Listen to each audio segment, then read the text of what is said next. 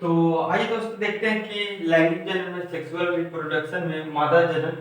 तो देखिए कि यहाँ पर आप लोग को फिगर में दिख रहा है कि यहाँ पर योनि है। तो योनि हम लोग किसको कहेंगे?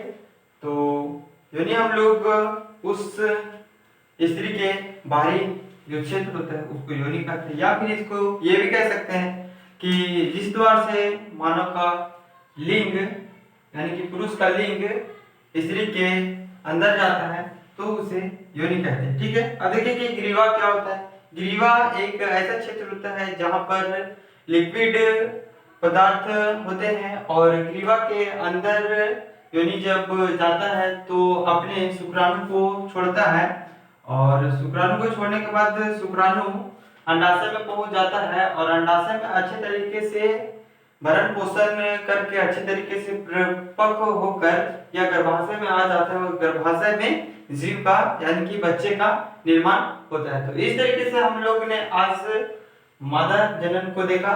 और अगर वीडियो पसंद आए तो सब्सक्राइब करना और ना पसंद आए तो डिसलाइक मार के भी चले जाना। ओके।